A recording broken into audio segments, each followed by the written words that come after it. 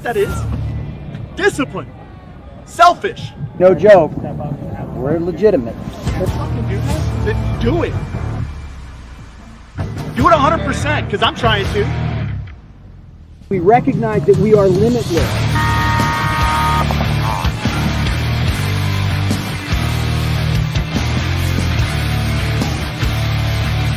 gotta be a champion to become a champion, right?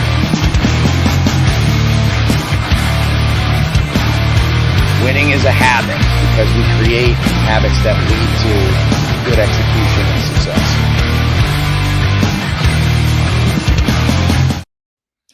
Welcome back to the Coaches Show, the podcast where we go deep with the minds shaping the game, one episode at a time. This is episode 72, and today we've got a story of grit, growth, and what can only be summarized as a complete competitive transformation. All right. Our guest is Coach Noel Tran of Preferred Mob, fresh off a dominant performance at the NXL Atlantic City Open, where his squad did the unthinkable. They won every match by mercy rule. That's right, a clean sweep. Matter of fact, I believe only 3 points scored total, but we'll get into that. But just one event earlier, Preferred Mob placed 22nd at the Tampa Bay Open. So what changed? Was it strategy? Was it mindset? Or did the team tap into something way deeper? Who knows? The answer may be simpler than we think, or it may be something really cool. We're going to find out. In this episode, Coach Tran breaks down the mental reset, the locker room conversations, and the championship mentality that sparked one of the biggest turnarounds of the season so far. This episode is brought to you by Maxed Sportswear. If you're a field owner wanting to up your presentation to your customers, get Maxed custom ref and team gear to uniform your field team. Trust me, it's worth it. It's going to be a good call. Talk to him. And BKI, the best knowledge in paintball. Check out the upcoming summer camp. The sign-up link is in the comments. Pros, paint, great food, and an unforgettable experience can be expected at BKI Summer Camp. Check it out. If you're watching us on Facebook, leave stars, please. Like, share, and subscribe everywhere else. So let's get into it. Ryan, let's bring in our special guest, who I understand is having another competitive situation as we speak. So you have the old intro in front of you. I don't think you downloaded or opened the new one. I probably not. I made some adjustments to it, as you can tell, but I emails. So I just remember I came in from the car purchase. No problem. Just FYI, the Cincinnati Coaches Clinic information is out. The sign-up link is in the description of the show. So if you're on Facebook, it's above. If you're on YouTube, it's below. A couple things, game communication, where we'll talk about box reads, initial calls, mid-game adjustments, and what's important, closing point communications, who needs the information, why they need the information, do you say their name, do you not?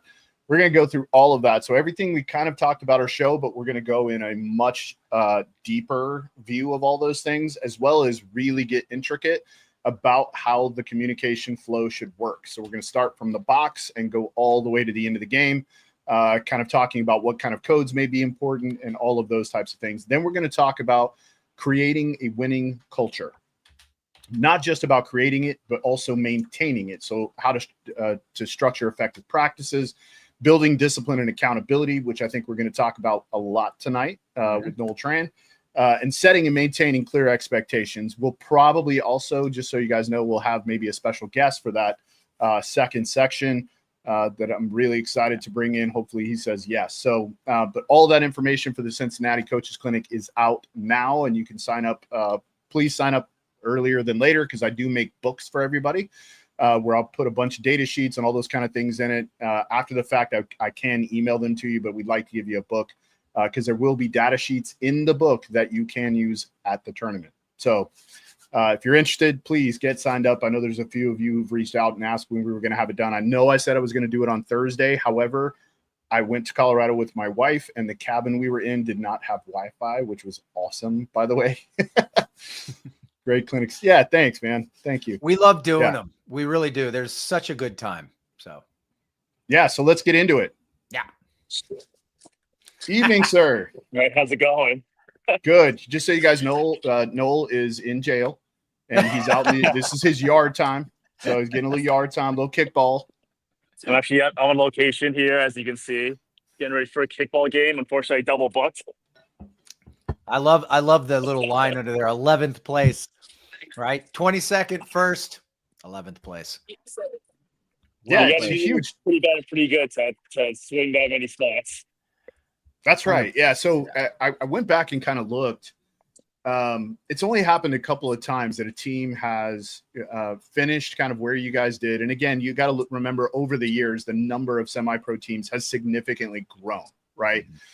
So in retrospect, like there have been teams that have gone from like a 16th to a 9th, right? When there were only 18 teams in the division. But the number of spaces you guys moved up really is very impressive. It's incredible. And not only to move up that many spaces, but to play and perform at the tournament in the fashion in which you guys did, where you really decimated every single team that you played, right? Like it wasn't even close. You mercy rule every single team that you play. So we have you on kind of before the first event. We sort of talked through, you and I bumped into each other at the first event, and you were like, I don't know. I don't feel very good about what's, may happen here. And you knew, right? Because things did not go well at that first event.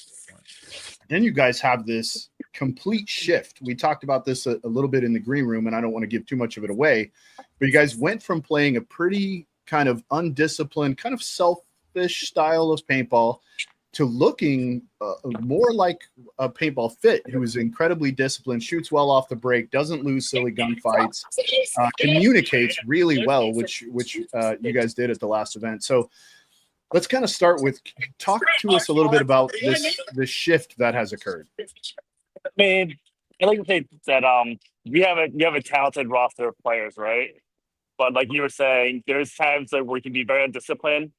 Something we're good at is like having individuals that are good, so they save us a lot of points. After how the first event went, we really kind of had to like recalibrate what we were. We knew we had guys that can play. We didn't think we were as bad as we did, and we just had to really like look into ourselves. And we knew like we put ourselves in a hole, right?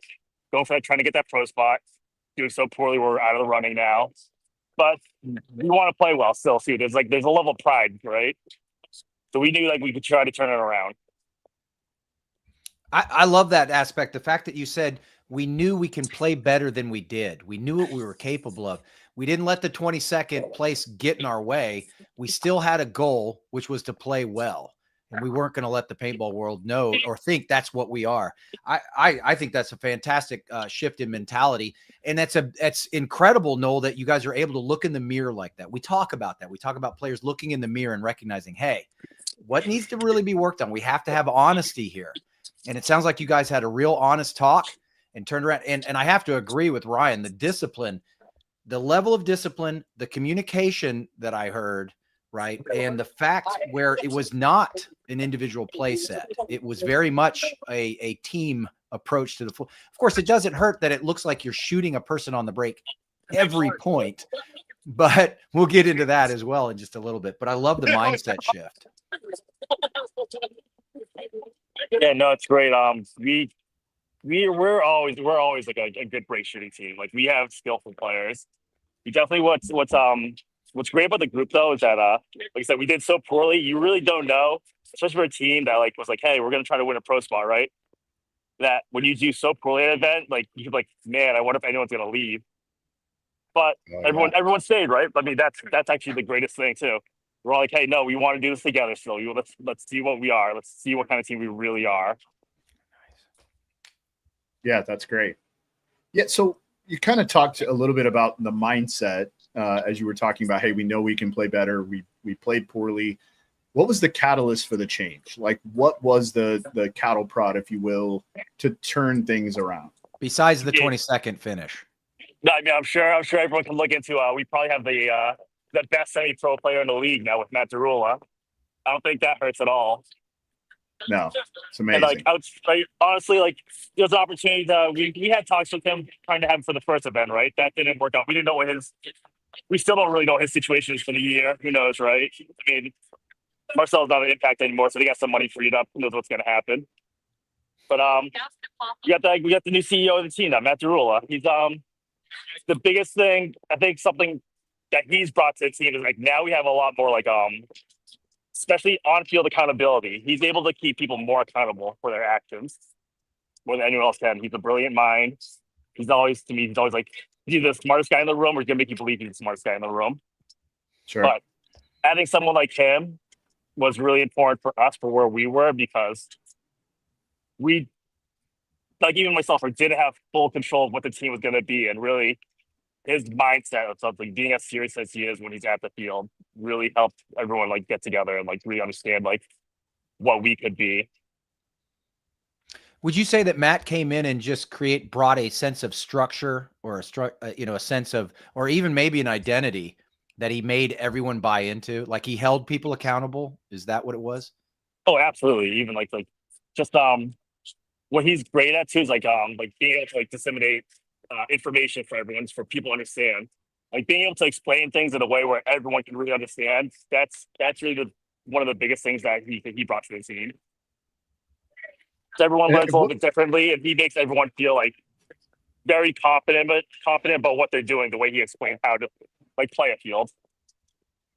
Yeah, and what you're talking about is, especially for a coach, is so important. Like if you're the only person in the room saying the things that you're saying, it's very challenging to get the group to buy in, right? Like they're just not, it doesn't matter how well you sell it. If you're the only one saying it and you don't have that other respected voice in the meeting room who's backing and creating texture and layers to the things that you're saying from a player level, it's almost impossible to get the whole group on the same page. So it makes perfect sense. And Matt is that guy.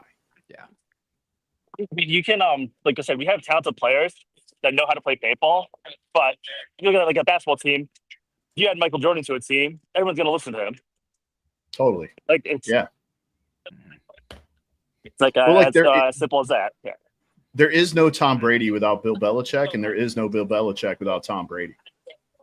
Like that symbiotic relationship in the locker room is what creates championships. It's not just a great coach. You've got to have the right, as Joey Blute would say, you got to have aces in their places, right? And one of those places is you have to have a player who's respected in the locker room, who's saying some of the same things that you are to get the group to buy in. I mean, and obviously the proof is in the pudding with you guys. You go from 22nd place to winning an event, and not just winning it in dominant fashion, right? Like Matt is a fantastic player. He's great. He's not like, you're not going to have one guy come in as a player, just a guy who's a role player, and go out and do what you guys have done. It's the whole package, right? It's the leadership, it's the communication stuff, it's the layering he's doing in the locker room. All of those things, when you get a player like Matt who's bringing those things, you're going to be as long as he stays with you, you're going to be dangerous for the rest of the year. And hopefully, no matter what, whether he's here the rest of the year or not, everyone takes in a lot of what he's done to help us. Right. He's given you the keys to the kingdom, right? He's shown you how it should be done. And so whether he's there or not, if you continue with these methods, with this trajectory and processes, you should see similar results. Absolutely.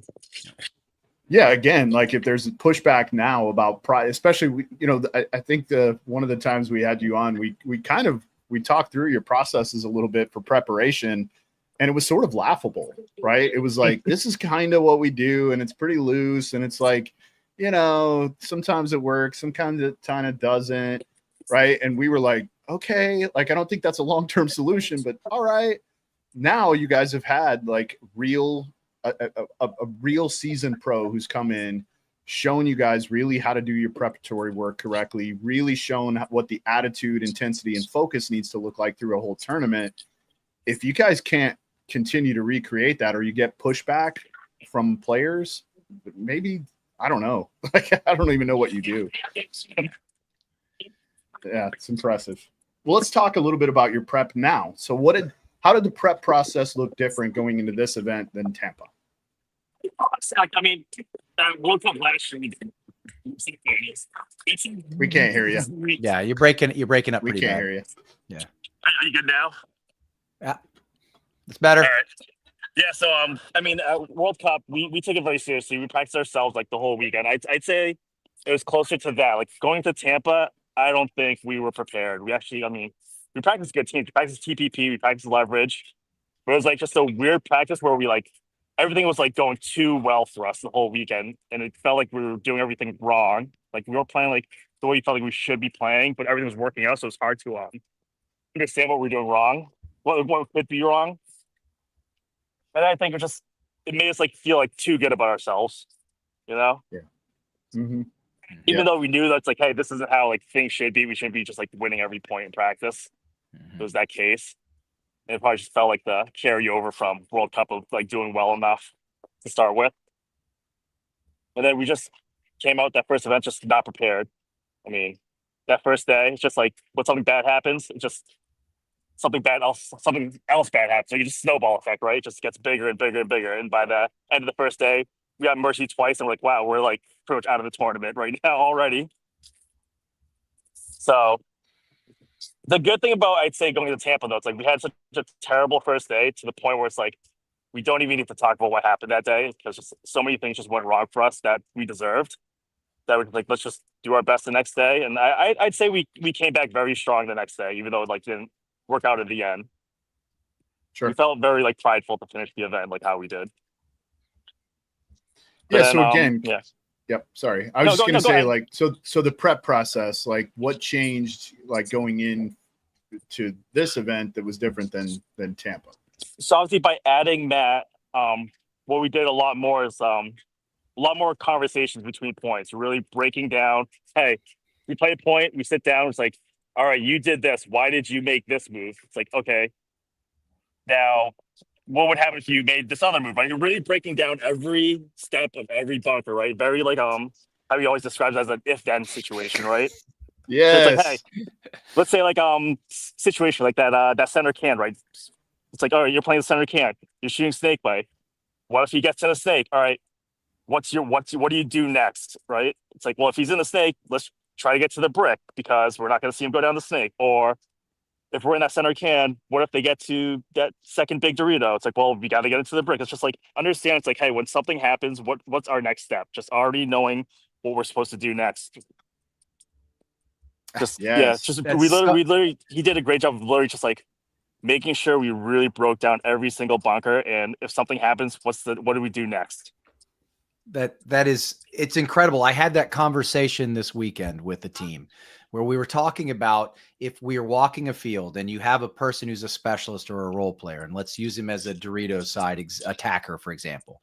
When he gets to this position, what are his checkoffs and what are his goals? What can he accomplish from that bunker? And what does he need to do to either improve his position or be effective from there? So once we've done that, right? So we've done all this stuff. Then all of a sudden, now we've added 4 other bodies out there and they're giving him data. So as an example, he has to check off 4 different things before he can make the bump. But what if his 4 other teammates have fed him data telling him where these guys are? Now he only has to check off maybe 1 or 2 things, which he can do which increases processing speed, which increases reaction time, which increases capability and speed and efficiency. So it sounds like what you guys were doing is exactly that. You're saying, hey, this is the goal. We want to be here. We want to accomplish this. If this happens, here's our contingency on what we need to do. Right? So simple. Yeah, and so we're much better about that. Yeah. Just to give a part of the clinic away, this is where the communication process that you're going to do on the field begins. Yep. This is where those conversations that you have between points are the beginning of the communication process. That's when you find out, do we need a new code? Do we need to, if the guy going up to the can's gun shoots snake way, do we need a code for that? Is that critical for the Dorito side guy? I think so. Should we have a code for that? Maybe, right? Like if he's shooting Dorito way, and now we're one-on-one with our guy against the guy going to the back center, running to the snake. Do we need to know that? Maybe we need code, right? But those little conversations that you have in those points, all of the stuff we were talking about with how much better you guys communicated at this last event makes perfect sense. Yep. It makes perfect sense now, right? Because you understood all the if this, then that's. You mentally and verbally went through the process as a group as you guys broke the field down in between points of practice. I try to tell teams all the time, especially higher level teams, the volume of points you play doesn't mean anything if those times that you spend between the points aren't higher quality than the points you play. Boom. They've got to be higher quality than the points you play. So if you're playing 50 points, who cares? Yep. If you didn't get anything from it, who cares? Here's if you the other played thing. 20 really good points, that's all that matters. There it is. If you played 50 points, but all you did was reinforce bad habits on the layout, well, you've just taught yourself how to lose.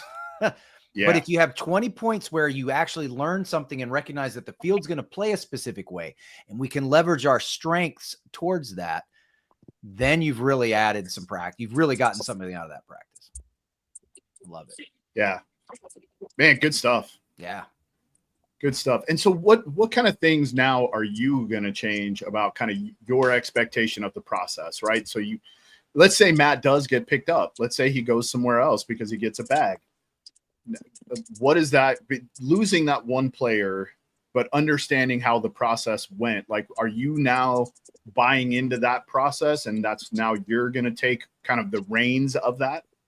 But well, it'll be me, but it'll still take the effort of the rest of the team, right? Because Totally. no matter Yeah. what, I can only say so much, and I'm not necessarily always right either, right? So we always have to all be like adaptable to each other and understand that we need to all be accountable for each other and help each other in that way. So let's say we were to lose Matt, hopefully we still were able to go into these practices, take it seriously, really not get on top of each other too much, or at least get on top of each other in the right way.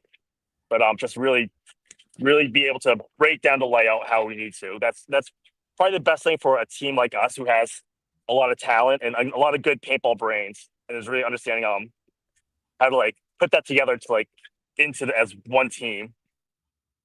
Right. I mean, that is the task of every professional coach in A the good league, job right? also for every player, making sure everyone has a role on the field and understands what they're supposed to do. right. The quicker you can get certain players, specific players, I mean, to something understanding. that was great about our group, right? We have 11 guys, and we basically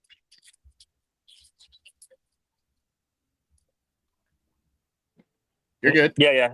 So we have like 11 guys, right? And we're able to, in a sense, run two lines. We have like one, like line one, line two, essentially, right? And what's great is that understands like the second kind of group of guys. They're excellent players too, but understanding what their role is, it's hard to be those guys that don't play a lot of points, right? So it's hard. You got to make sure everyone's able to buy in. You all need to like help each other. So that's a big thing too. It's hard to have a big group of guys, and you want everyone to buy in because it takes a whole team effort, regardless of how many points anyone gets on the field. And you want to make sure there's like no level of toxicity too in the team. So that's a big thing. That's been great for our group. Yeah. This is like a 180 from this hear me Noel all right? Tran that we're talking to. It seems completely different from Hello? what our first engagement. Yeah, no, we can hear you. It doesn't sound like you can hear us. It doesn't sound like he can hear us. Yeah. Yeah. We can hear you. I think I lost you guys. Did you guys hear me now? I hear you guys. Yep. Now. All right. Yeah, we I'm can good. hear you. Yeah. Good. I don't know making where it- we ended off. No, we caught everything you said. And I can think hear it you is all. important. I think it is important that the sooner certain players, certain role players recognize the role you need them in, the sooner they can start focusing on just that aspect of their role. And then they can become surgeons at it, right? It becomes second nature. So knowing which players need that type of coaching, that type of guidance is important. The sooner you recognize it, the sooner you can get them on task, the sooner they can be up to speed.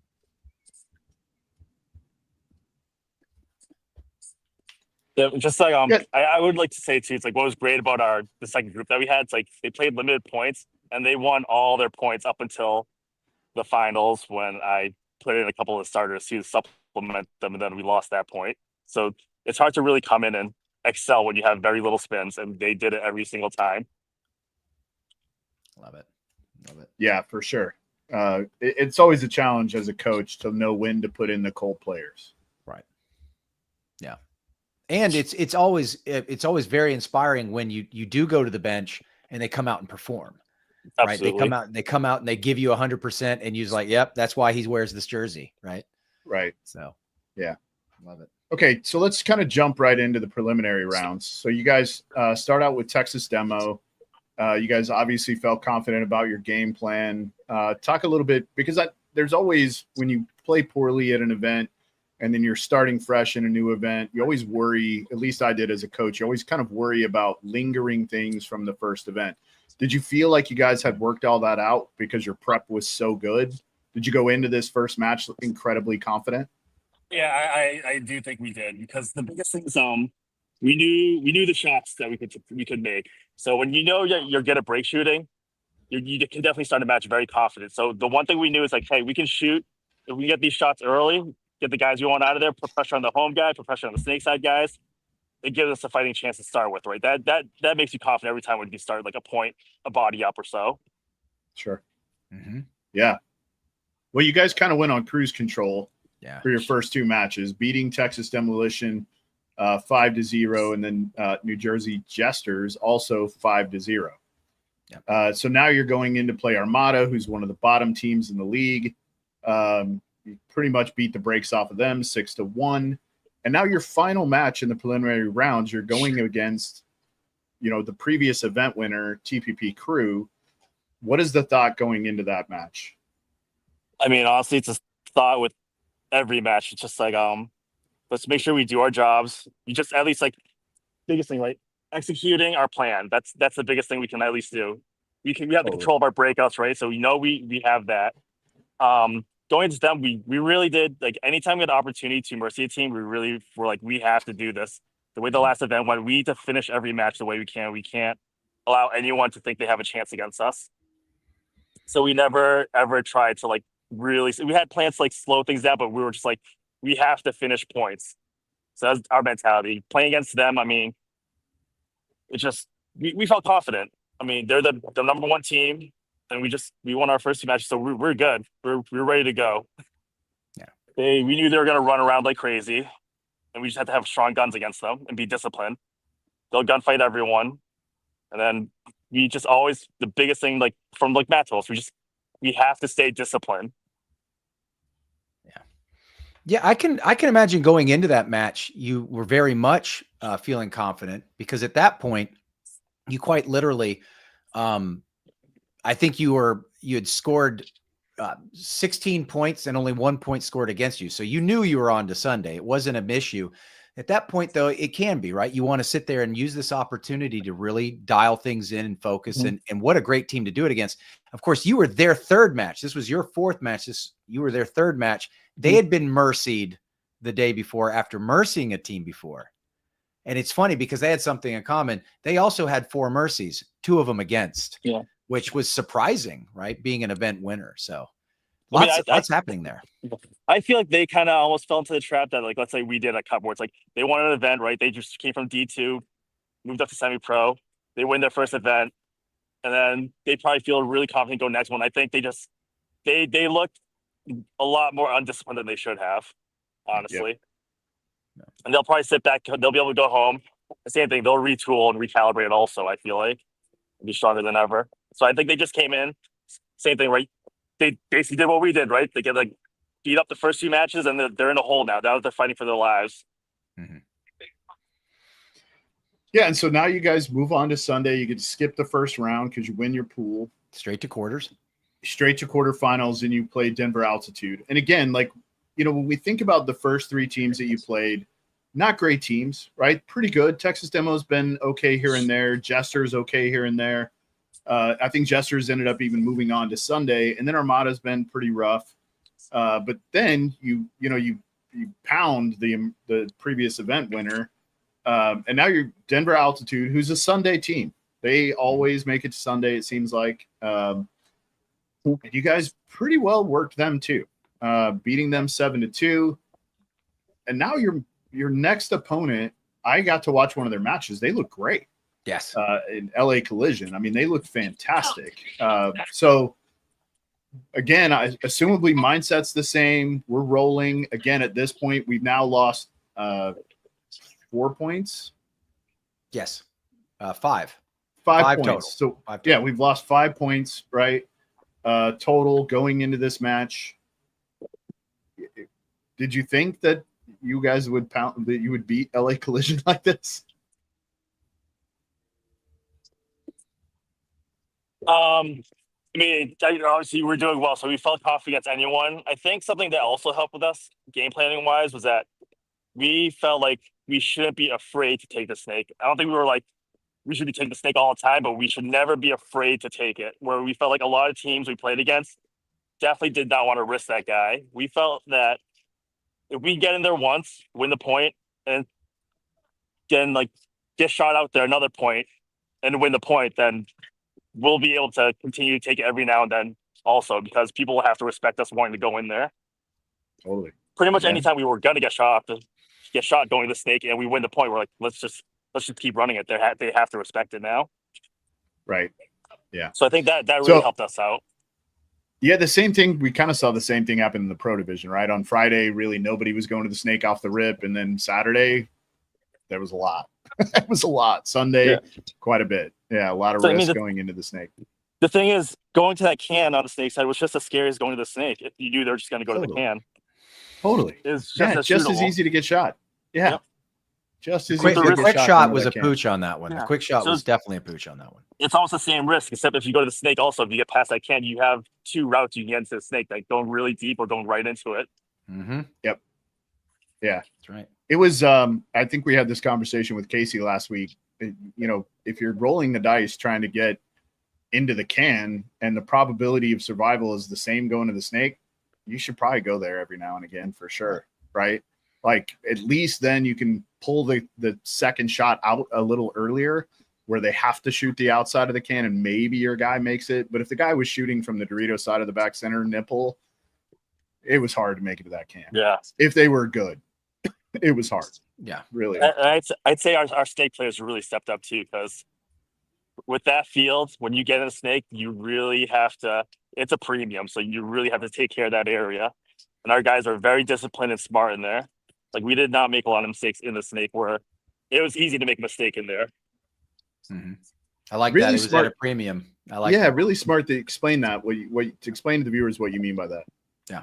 Well, it's like that if it's hard to get into the snake and you get in the snake, like you need to really respect that position that you're in now. So that's a premium spot where it's like there's not going to be a lot of opposition in that side. So if you take it, you need to keep it. Once you lose it, like that just what was the point of taking it then? Right. Excellent. Like you put a lot of pressure on a team when you're the only guy in the snake. That's right. The risk reward from there was significant, especially if you were the only one in it.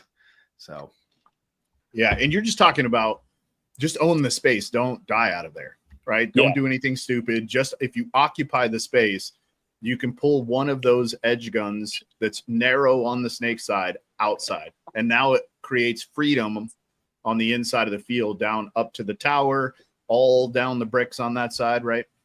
Yeah, you don't even need to get kills. You need to be a threat in there though. You can't just be in there and do nothing. You have to be a threat where they're scared of you. You don't have to shoot your gun, but they need to be scared of what you're going to do. And it really helps that next guy behind you to free up space for him, that he's going to be really doing some damage. I think this is your owner. yeah. Geez. I mean, that's what we are. We put ourselves in this position. Luckily, but we're in a way better position than we were before this event. So it's like Yeah, you went from from 22nd to 11th. So I'm proud of this 11th place right now.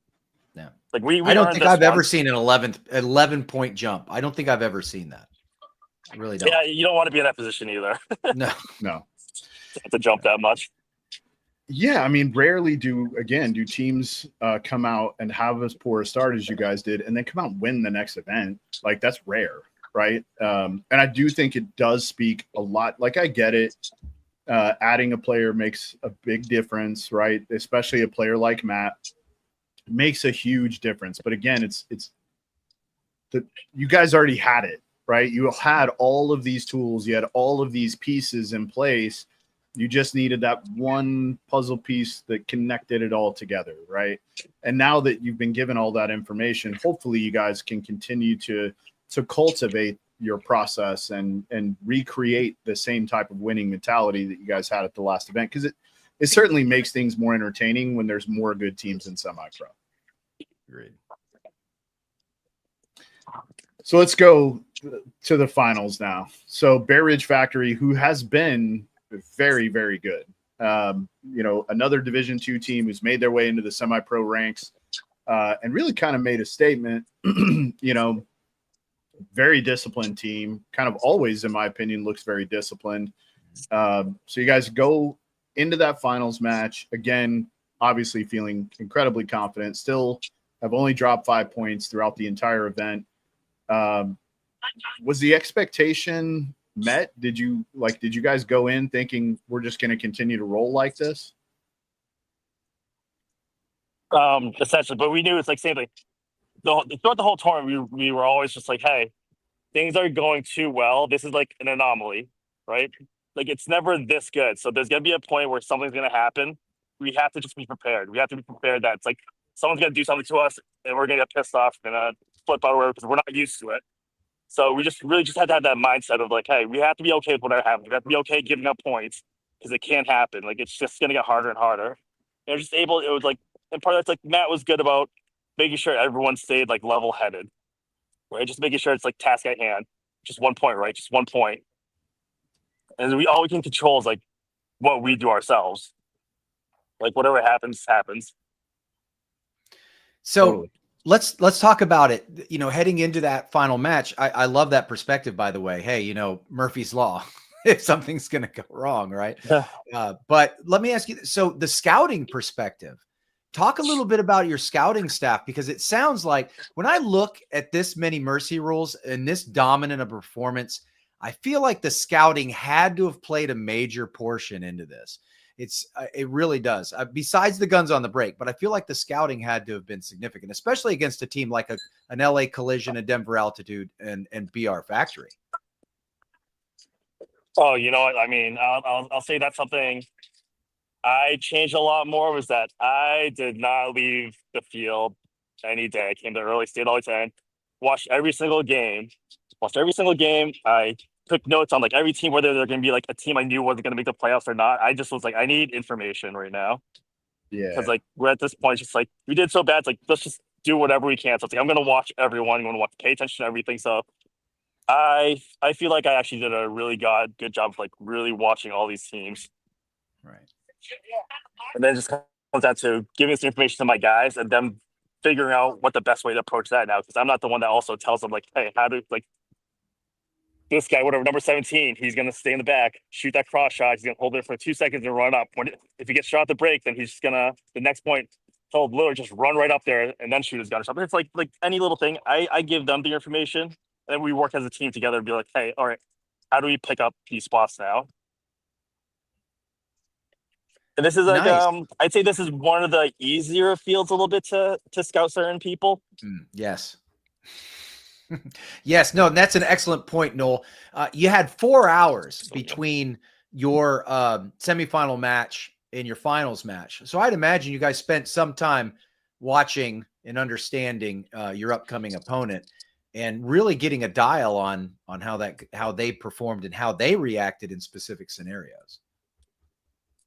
Yeah, the biggest thing was too. It's like having watched all these teams in the prelims, is seeing if they would change their approach in the playoffs, which a lot of teams didn't really. So it did like hopefully like it helped affirm like what we felt like we could do to them. Yeah. Yeah, and it's interesting too when you start like you've started really being at the field and watching all the matches, you can also watch the evolution of a team and almost dictate what they're going to or anticipate what they're going to do going into the finals match, right, as you watch their evolution match over match over match. Yeah, I will say BR Factory was the #1 team I watched, and actually Pittsburgh Mastodon, who didn't make the playoffs because of how well they were like off the break, their pressure off the break. They were the 2 best teams I saw at the tournament. I was like, this is what can hurt us. These are the guys that can hurt us. So we really paid attention to what they were doing. I thought they were the best 2 teams as far as like, especially putting pressure up the middle of the field. especially in semi-pro. There's less teams that do that. So that's something we like worked on too. So applying a lot of pressure on the middle players. In semi-pro, there's less teams that pressure off the break or pressure the center. Yeah, like that kind of shoot a lot of pain like up the middle, really. Like find spots to like keep shooting the middle guys, right? There's less teams that do that versus like if you're like play a pro game, you can't just like stay up over the top all the time. No. In semi-pro, it's a little less. People are a little hesitant to like stay in those pockets to shoot back in the middle. They don't like being like vulnerable in the back. No. So if you notice that a team is sitting there and pumping paint up the middle, did you say, hey, this is a great advantage for us to take let's go wide. Let's get wide, right? And once the guns shift wide, hey, let's start pumping the middle, right? Yeah. Chasing the rabbit, Maddie and everybody else who asked me what that means. So it's a team like BR Factory. They are a very disciplined team, and they're not afraid to shoot their guns and stand behind them. So they were definitely a team I watched a lot of that whole weekend.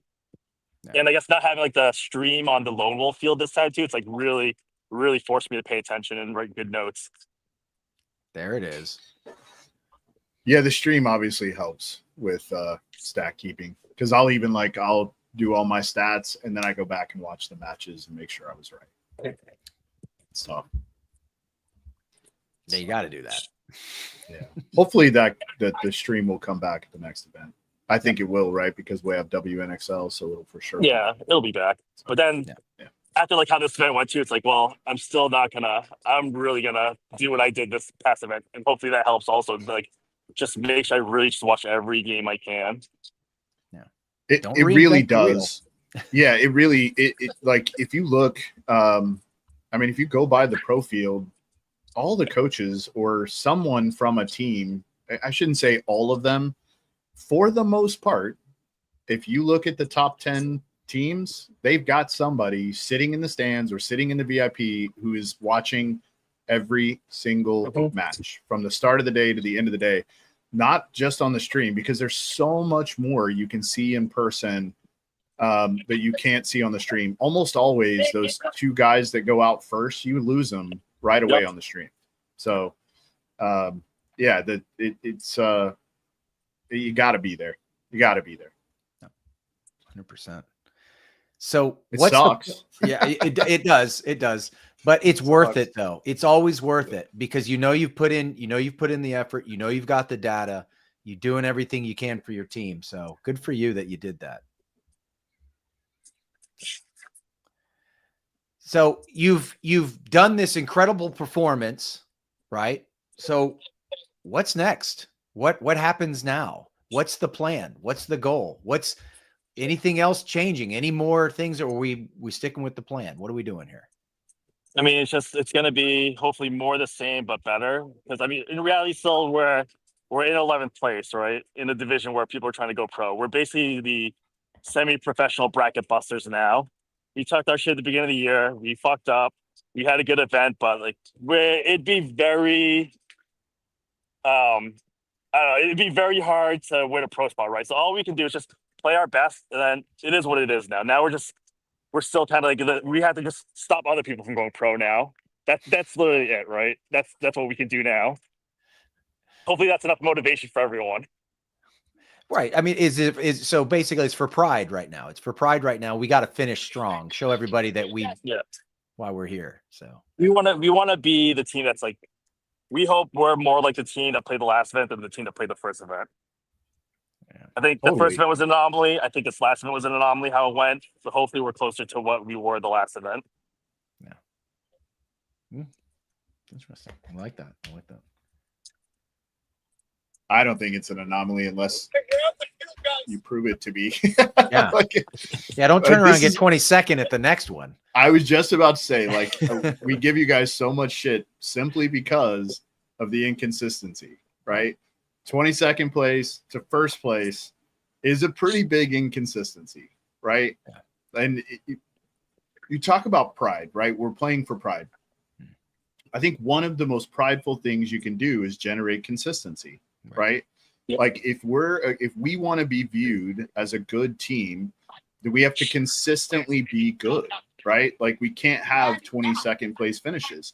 And you know now the process and preparation that it takes to maintain a disciplined group, and especially want to make sure I word this the right way. Like, you should literally, whatever the process is, just recreate it every single time. And as you already mentioned, improve it, right? Get a little more detailed. Now that you've done it, get a little more detailed each time. Yeah, like a little more information. Don't get bogged down in the minutia of the conversation, which I've seen some teams when they have, especially somebody like Matt, who's very detail oriented. You know, he comes in and gives you guys all these tools. Don't get caught up too much in the minutia of, again, like recoding and all of those kind of things. But like, stay disciplined on saying, okay, after each point, we're going to have a 3-minute conversation. That's what we're going to do, right? Like, we're not going to get together for 5 seconds, 2 guys in the middle of the field talking about something, and the other 3 guys walking over to get pods and get their air and get a drink of water. Like, all 5 of you need to be, even if you get shot out, go stand on the sidelines. When the point's over, walk back out. Get all of the information. And then when those guys are done, they come into the pit, and then you all talk about it as a group. It's 3 to 5 minutes. All right, now let's go play the next point with new information. Let's add it into the next point, so on and so forth as you move forward. Doing those things can do nothing but create consistency for you. There it is. Yeah, I mean, it's definitely actually better how we, like, after point, like, kind of like people are kind of walking, talking to each other. It's kind of, we've been doing better about, like, just like, hey, no need to talk right now. Let's get together. We'll talk all at once when we're together. So we're not having 4 different conversations before we have another conversation, and it just kind of leads all over the place. So we've been doing better, but just like, let's not have these little mini conversations. Just get together first, and then we talk. Just quickly get together.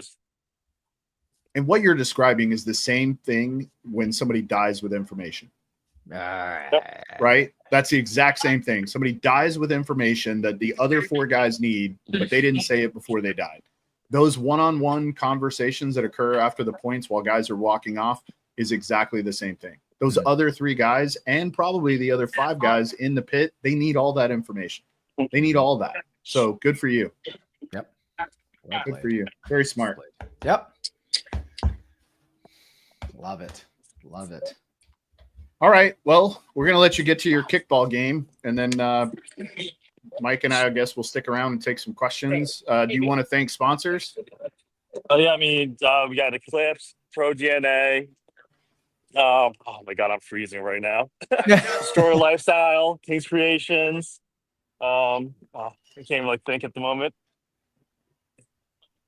Well, actually, I mean, you know what I want to shout out to? It's like you have another local team, the AG Knights. They won D3, so it was exciting to see them. They do. I'd say I hope my guys are as disciplined as those guys. To be honest, they run a tight ship with young players. Nice. Awesome. Any paint sponsor? Pro DNA, they're great. Unfortunately, obviously, they didn't have in that situation, but they treat us very well with everything. Awesome. Nice. Cool. We're looking forward to be able to shoot their paint again in the coming weekends. Yeah. Nice. Love it. All right, pal. We'll let you get to your kickball game. Hey, congratulations, Noel. Well done. Thank you. Sir. Yeah. Hope to have you back. Yep. Absolutely. Hopefully so. Yeah. Give us a reason. There it is. Yes, there it is. I love it. See you, buddy. Later. He does look cold. It does look cold up there, but my gosh, I'm not sure if you caught me saying it because I think there was a loss in translation there, but the Noel Tran we just talked to was not the Noel Tran we talked to at the very first, right?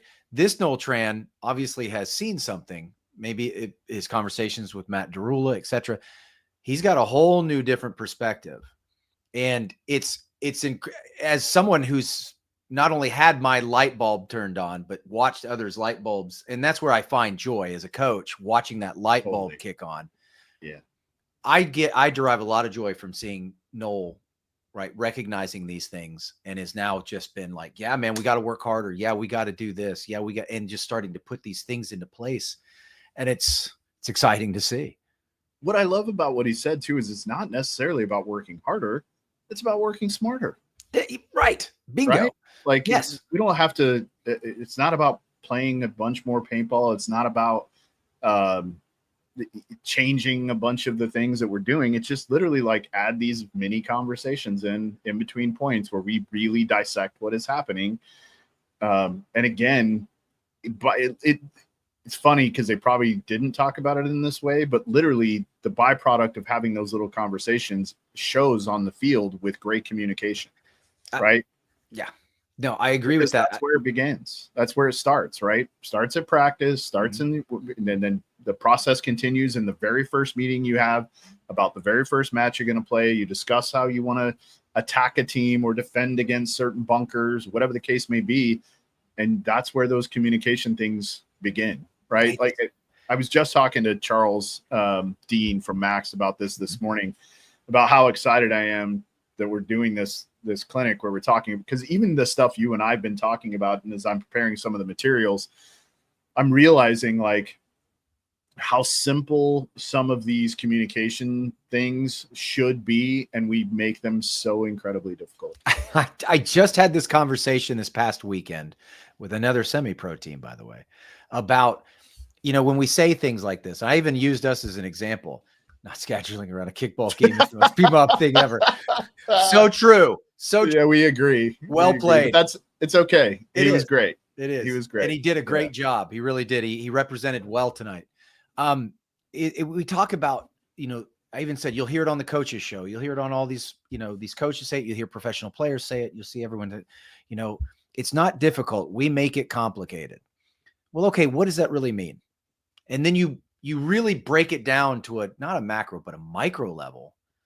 And what he just talked about and what you emphasized, hey, I'd rather have 20 points with 5-minute, really good 5-minute conversations about the data we've just collected during that point. And then after, an hour of data collection, because that's what you do if you do 5 minutes between 20 points. Yep. You got an hour of it now. That's an hour of data, of real world data that you can apply moving forward. And everybody has it. Not just the one or two guys who talked about some crap on the D side after a point. Right. So, and now you're painting, you're literally creating the roadmap to success. So I think that's fantastic. And I can't wait for this clinic. So I'll start adding my portions here shortly, because I'm really excited about the topics we're going to be talking about. It's my favorite part of coaching is these two things. So. Yeah, and I linked, and I don't know if you saw the itinerary, I linked in the end section because we had so much fun at the BKI when I linked in the open conversation part, so we have a little bit longer to do that. I love it. Yeah, I love it. Pretty exciting. When is the clinic? It's going to be in Cincinnati. So the sign up with the itinerary is above if you're on Facebook, below if you're on. You know what? I can also this. You can put it up there. We can even put it in this stuff again. And it's going to be on that Thursday, correct? Yeah. It's on that Thursday from 10 a.m. to noon. Again, we tried to get it a little bit later. Lots of things happening, obviously, with the two of us coaching other professional teams. But so it's from 10 a.m. to noon. And I believe we're going to be in the Premier Field tent. Is that correct? As opposed we don't know yet. So that's still okay. kind of here based. There is a much better view of the itinerary and kind of some of the topics we're going to discuss, and a place where you can register right there. That's a better link. So. Perfect. I'm excited. I really hope to see several of you there. I'd love to shake all of y'all's hands, and I can't wait to talk with my friend here about this topics that we're very passionate about. Signed Ryan Gray jersey. Martin, I don't even have a Russian Legion jersey. I have one. It's in Tampa, Florida. And there's, I guess somebody will bring it to me in Cincinnati. I don't know. Like stuff like that. In fact, you guys will see next week.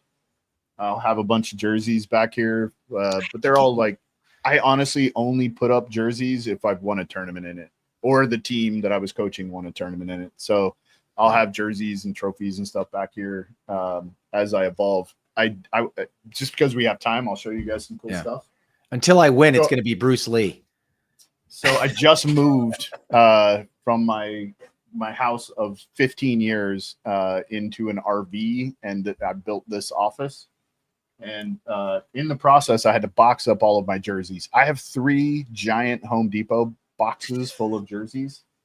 And this is not at all about coaching, so I'm so sorry. But I got some cool stuff. So this is an original Tiger Stripe Texas Storm jersey from like 1992.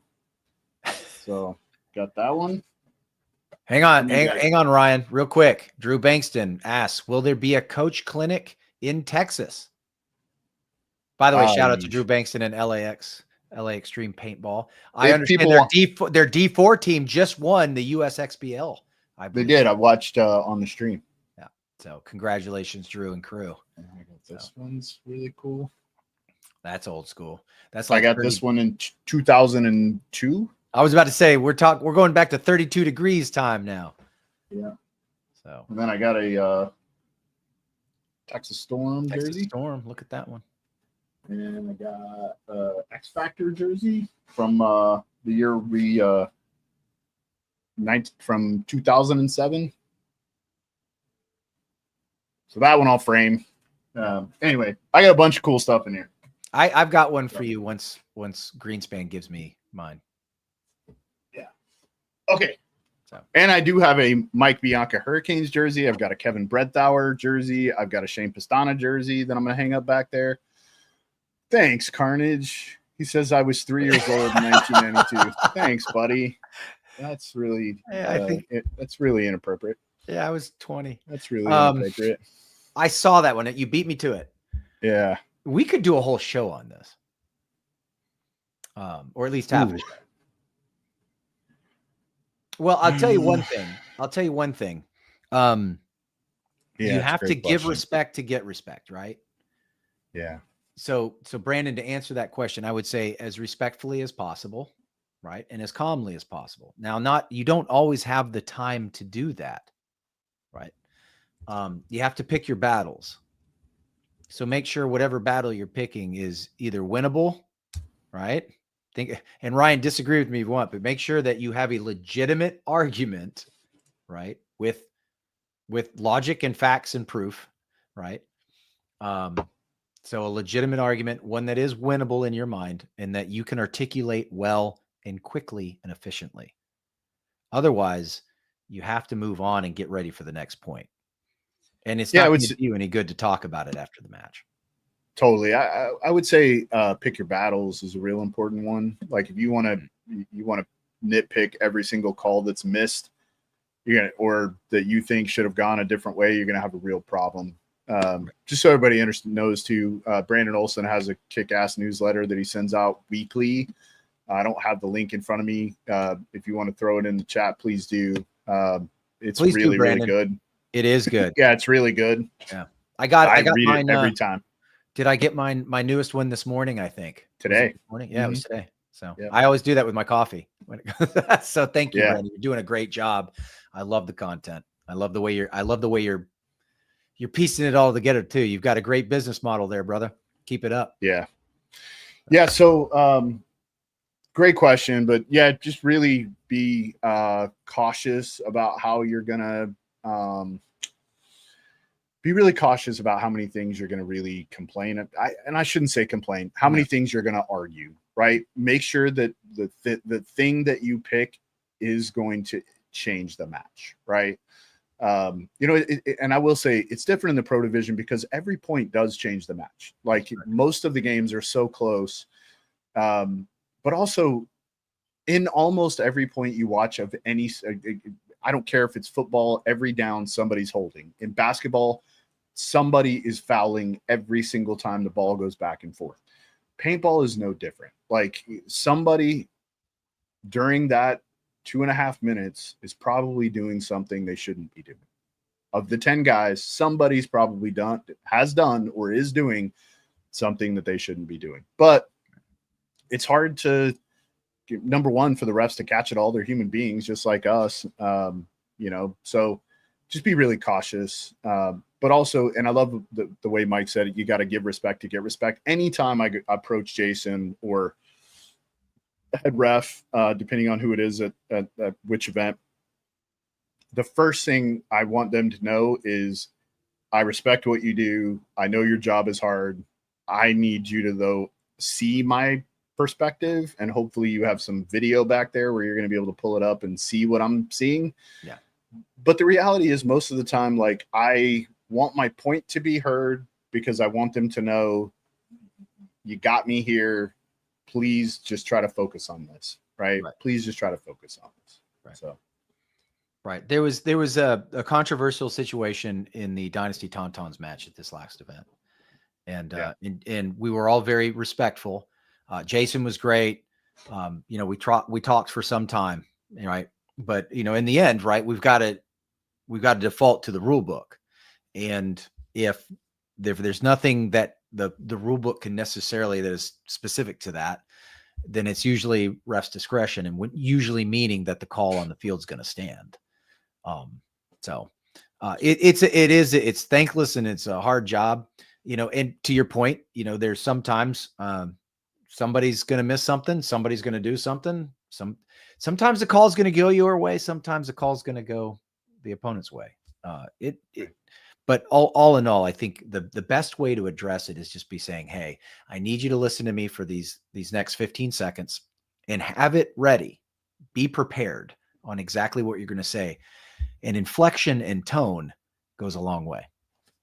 And know the rules. Yeah. No, also, you better know the rules. Know the rules. Because if you come to one of those guys talking about shit from 10 years ago, it's not going to work out well. No, it's not. So know the rules. Mm-hmm. Absolutely. Give Bob long. Nah, I don't think Bob, number one, is he's certainly not in the, I don't know if you guys keep up with Bob. Bobby's health has not been good. He's spent a little bit of time in the hospital. Yeah. So if you do have his cell phone number, you may shoot him a text and just let him know that you're thinking about him. Hope he's doing well. So yeah, do that. Yeah. That would be great. Real quick, there's a couple more that I want to hit, and then we can probably move on. I want to hit this question by Marcus. Can you talk about a lesson learned that has spanned all formats of eras of paintball? The first thing that comes to my mind right now is like fundamental work, individual fundamental work. Always. That lesson is put in the time, work your gun, be familiar with your gun, know how to use it, know how to work a bunker, know how to work a hyperball field, know how to work a rock, an odd shape, right? And stretch before and after every practice.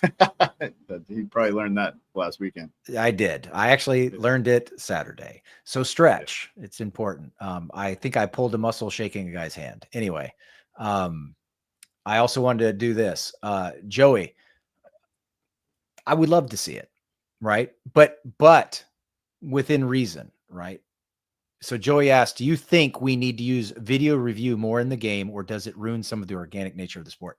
My thought on this is yes, there's certainly going to be situations where, yeah, we probably need to review this. There needs to be a review option where, like a timeout. I believe in the NFL, if you burn a timeout for a challenge, it's a challenge, right? You use a challenge, you lose a timeout if it's overturned or what have you. I think you should be allowed one challenge. The problem with that, though, is now you're going to, we're going to be there a long time, right? If each coach gets a challenge for every match, that's that. And I promise you, every coach would use it. We're probably looking at 7 a.m. games to 7 p.m. games. And I'm just not sure that's comparable right now. But I do think there has to be a way to do that, especially with listen, MLPB's been doing a great job with some of these camera angles. I don't know about y'all, but some of them have been fantastic. And I'm enjoying that. So I wanted to get that off my chest. I thought it was a really good question. You have a thought on that, Ryan? Yes, I do. I have lots of them. Yeah. Yeah. So, the thing I've learned through all the formats is the secret sauce is hard work. Yeah. There is no magic potion to being good at this. It's hard work, period. Whether it was 10-man, 7-man, X-ball, whatever, it's hard work. As far as the video thing is concerned, I either want them to do it and do it really well or don't do it at all. I hate that we kind of half-ass it right now. I think it's a waste of time most of the time, because they don't have all the camera angles. So if you're going to do it, you got to add a bunch of cameras or don't do it at all. Like I kind of, hopefully people have listened to this show enough. I'm real black and white. If you're going to do it really well. If you're not, stop it. Quit it. stop half-assing it. Like going into the booth to see something that occurs in the middle of the field that there's no camera on, or maybe you have one camera and you're not going to really get the angle, and come out and say, yeah, this is what happened. Well, that's not like, you're only getting one perspective. You know, I've literally been on the other side of, like, the bad side of this twice, where there's not the right camera angle, or a ref is standing in front of the camera guy, or whatever the case may be. So either, if you're going to do it really well, or stop doing it. Stop, like, quit it. It's a waste of time. Right. I just don't think it's, I don't think in the current iteration of the way we do it works very well. Yeah. I hope they I think it's a choose, waste. I hope they choose to do the really well portion. Same. Yeah. Yeah. Same. So, Yep. Cause it's not fun. yes. Yes. Jared Anderson, the camera angles, was Ryan Greenspan showed was a great angle explanation between Keith Totally. and Arturo. 100%. By the way, did you review those? I sent those to you. I did. Okay. Yeah. So, yep, I did. Wasn't it fascinating how that ball did what it did? Crazy. I've never seen, in 30 years, I've never seen anything like that. Yeah, it was crazy. Never. I mean, this is in March. This was my 32nd year in paintball. Never seen anything. Yeah. So, coaching. So Martin Manis says, coaching has helped me grow as a person too. When I first started, I was arguing with refs about players getting shot. Just arguing to be arguing. Thankfully, reflection has helped me grow. Yeah, good for you, man. and that's not just in paintball, probably. I got to tell you, I used to argue just to argue as well, and it wasn't at paintball. So now I'm married. Yeah, and you realize too, like, what a waste of time, right? And energy. Like, you expel all this energy, this negative energy. And usually what I find, like, when I begin to get frustrated with refs, it's because I'm really frustrated with my guys, right? Because they're not performing at the level they should, or, you know, they're not following game plans, or, you know, or we're just not prepared well, right? Like, I've noticed that, and I'll just share this, like with Red Legion, I've been frustrated. Like, again, most people would probably be really happy with our placements thus far. I can tell you we are not. In fact, at the last event, we played one match, 1.5 matches that we thought were good.